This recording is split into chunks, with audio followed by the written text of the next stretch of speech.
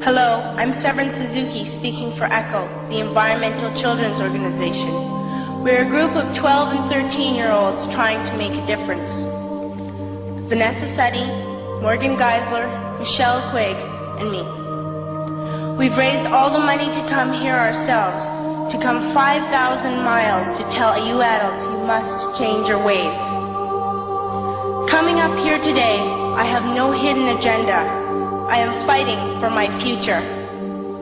Losing my future is not like losing an election or a few points on the stock market. I am here to speak for all generations to come.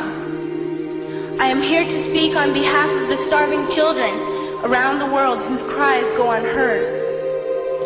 I am here to speak for the countless animals dying across this planet because they have nowhere left to go. I am afraid to go out in the sun now because of the holes in our ozone. I am afraid to breathe the air because I don't know what chemicals are in it.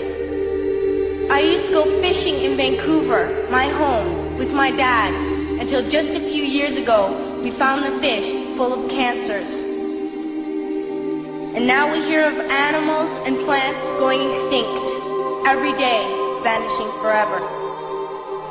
In my life, I have dreamt of seeing the great herds of wild animals, jungles and rainforests full of birds and butterflies. But now I wonder if they will even exist for my children to see. Did you have to worry of these things when you were my age? All this is happening before our eyes, and yet we act as if we have all the time we want and all the solutions. I'm only a child and I don't have all the solutions. But I want you to realize neither do you. You don't know how to fix the holes in our ozone layer. You don't know how to bring the salmon back up a dead stream.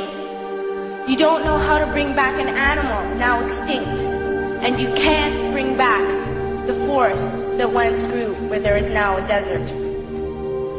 If you don't know how to fix it, please stop breaking it.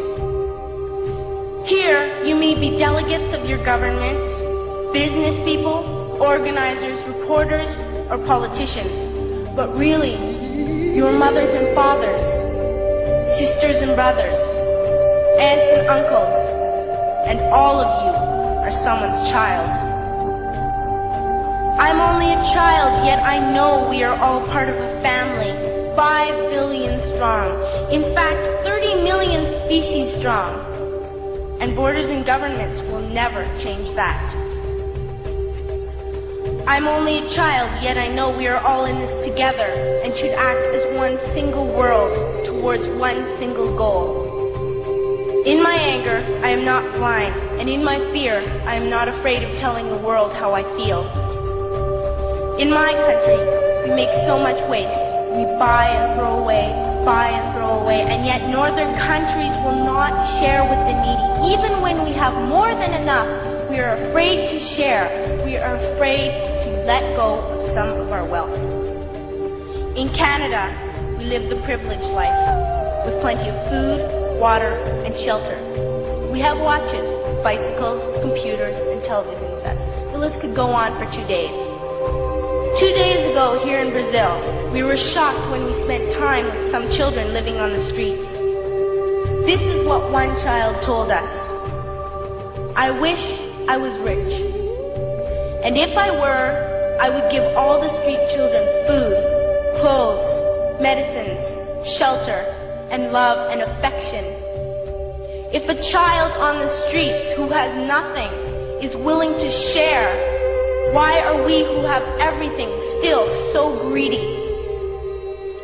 I can't stop thinking that these are children my own age, that it makes a tremendous difference where you are born. That I could be one of those children living in the favelas of Rio. I could be a child starving in Somalia, or a victim of war in the Middle East, or a beggar in India. I am only a child, yet I know if all the money spent on war was spent on finding environmental answers, ending poverty, and finding treaties what a wonderful place this earth would be. At school, even in kindergarten, you teach us how to behave in the world.